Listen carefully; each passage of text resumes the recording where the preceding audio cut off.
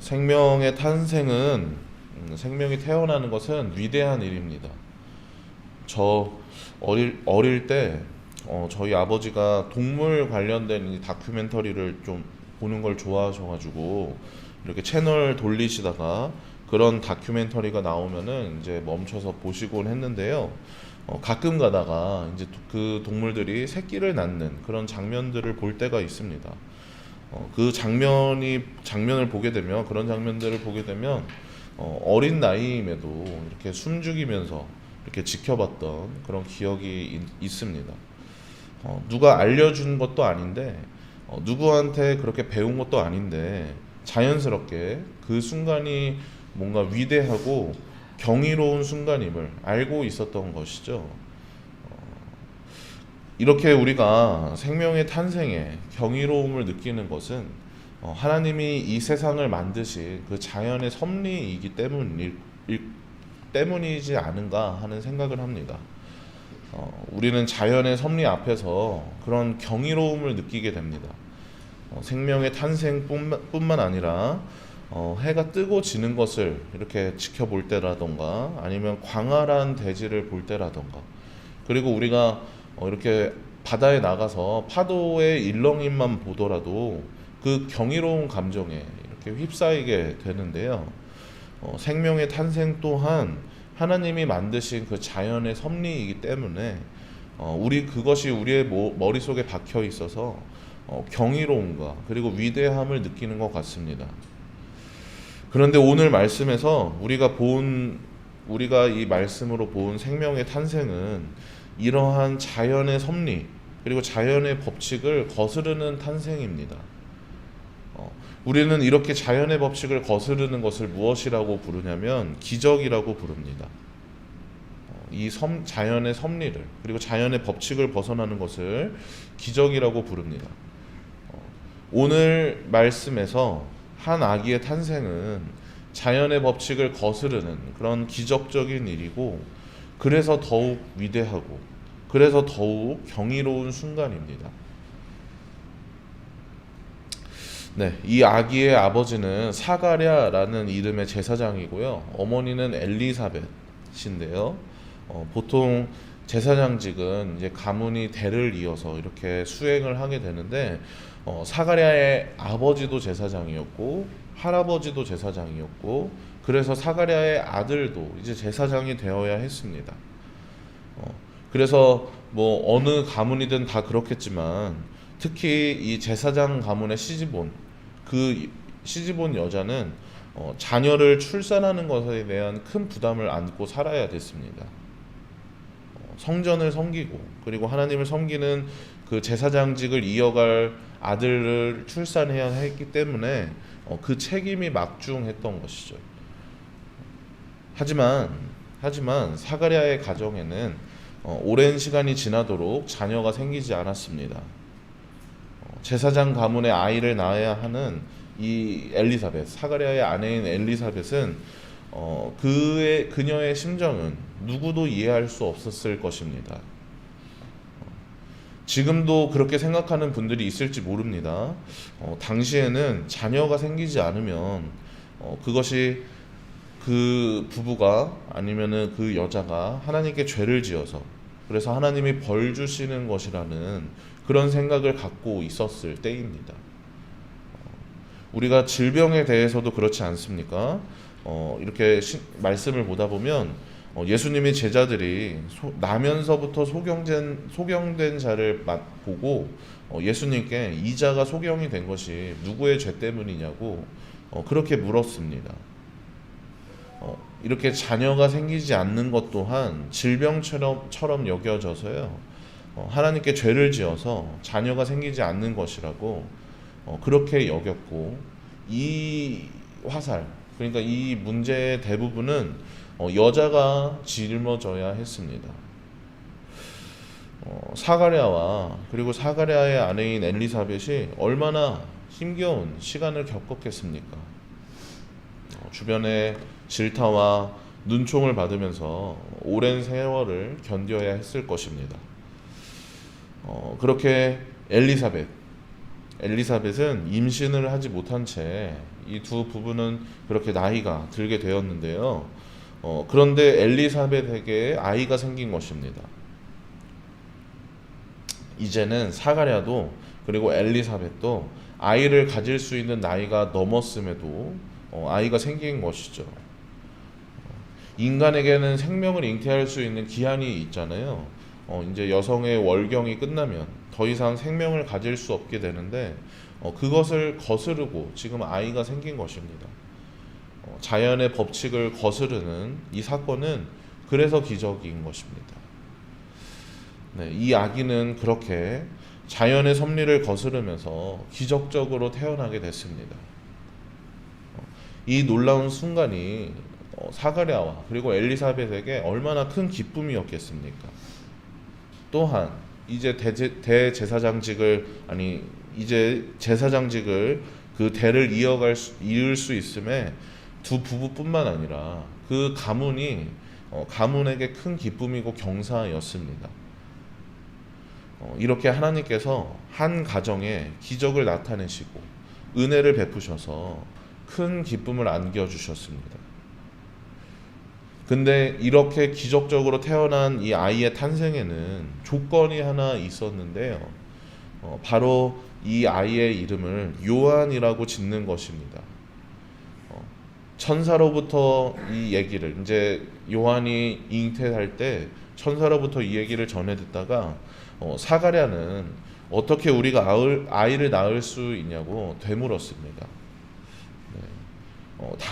당연하죠. 그렇게 되묻는 것이 당연합니다. 이제 늙은 사가랴와 그 엘리사벳이 자녀를 갖는 것이 불가능한 일이기 때문이죠.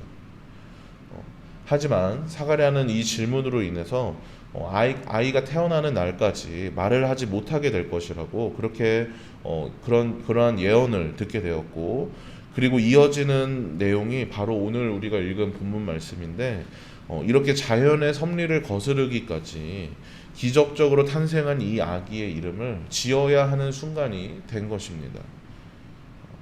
친인척들은 모두 이제 그 가문에서는 모두 사가랴라고 이름을 짓기를 원했던 것이죠.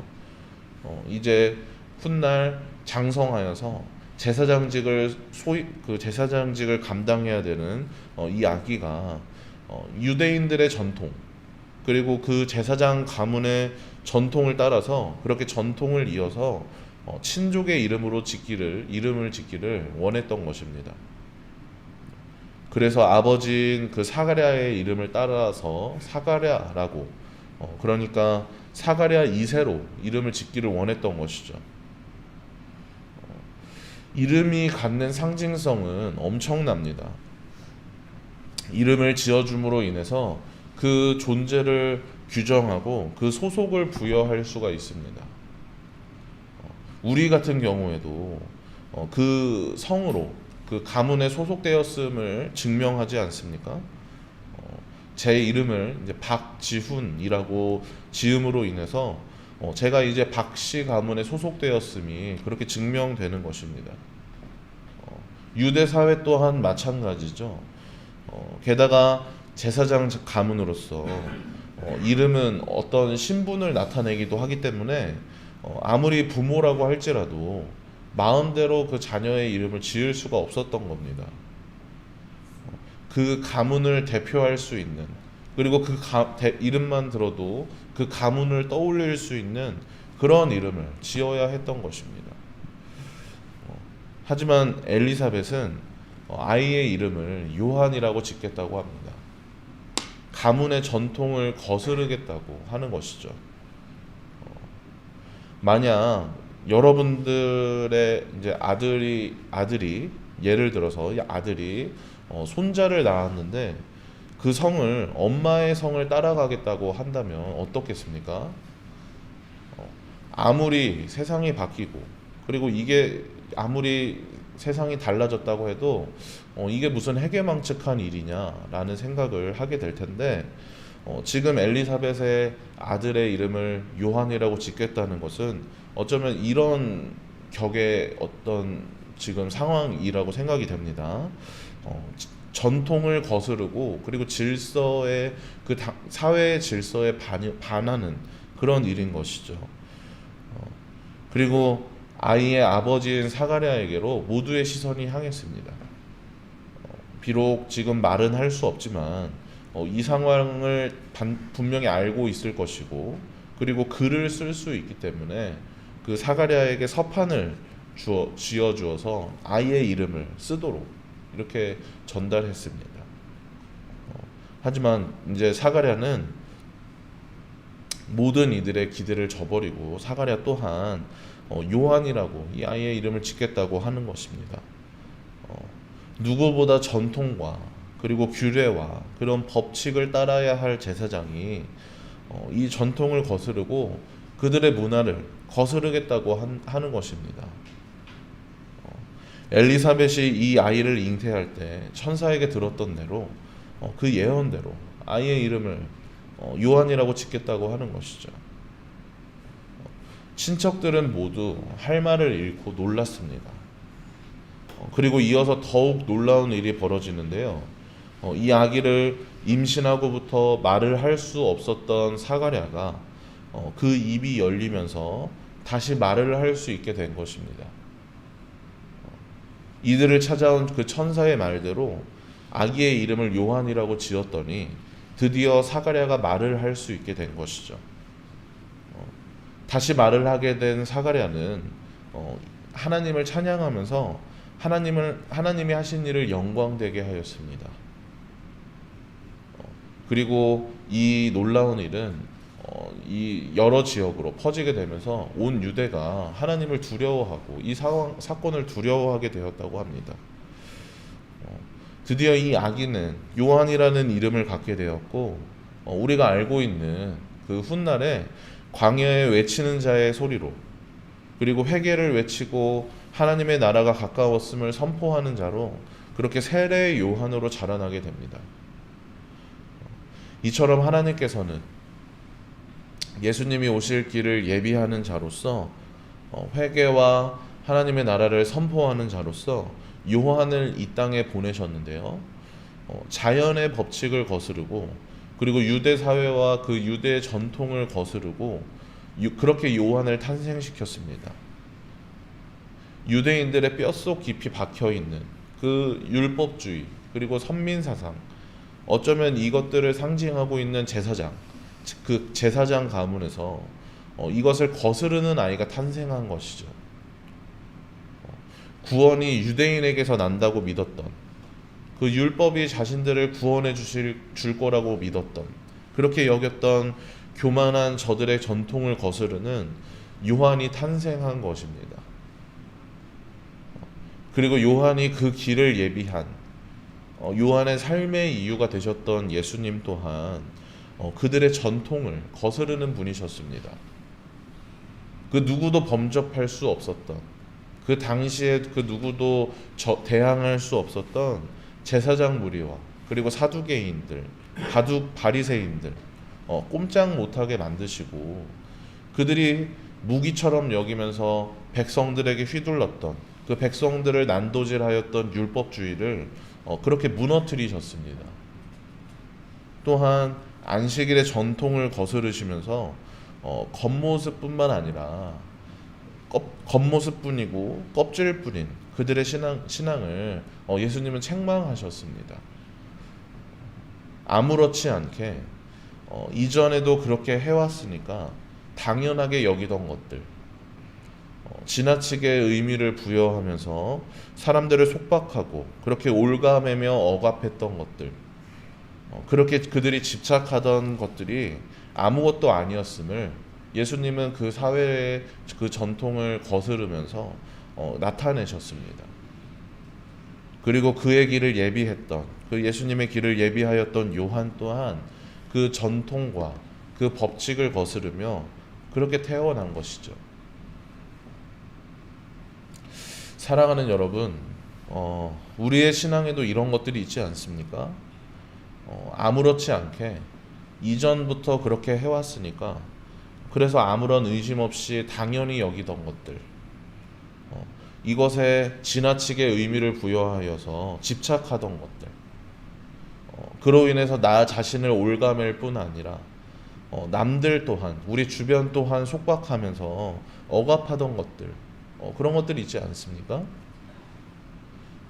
이것에 대해서 흔히 쓰는 말이 예전에 교회에 이제 피아노 들여놓게 될 때 그런 악기들을 들여놓을 때 어떻게 이 교회의 세상 악기를 들어놓느냐고 그렇게 논쟁이 있었다고 합니다. 이런 모습, 비슷한 모습들이 우리에게 있지 않은지 돌아보아야 합니다. 하나님께서는 전통을 거스르며 그들 사회에 있는 그 고정관념을 거스르며 요한을 이 땅에 보내셨습니다. 유대인들의 그 전통 그리고 그들이 갖고 있는 사상의 중심이 되는 제사장, 그 제사장 가문의 요한을 보내셔서 그렇게 전통을 거스르며 구원의 역사를 나타내셨습니다. 그리고 인간의 몸을 입고 이 땅에 오신 그들이 그렇게 집착하고 백성들에게 강요하며 폭력처럼 휘두르던 것들을 예수님께서 무너뜨리셨습니다. 이 말씀들을 통해서 이렇게 예수님이 하신 일과 그리고 요한의 탄생을 통해서 우리의 신앙을 돌아보길 원합니다. 그렇게 집착할 뿐만 아니라 남들까지 억압하였던 우리의 모습이 있다면 회개하기를 원합니다. 주님은 우리에게 자유를 주셨습니다. 진리로 우리를 자유케 하셨습니다.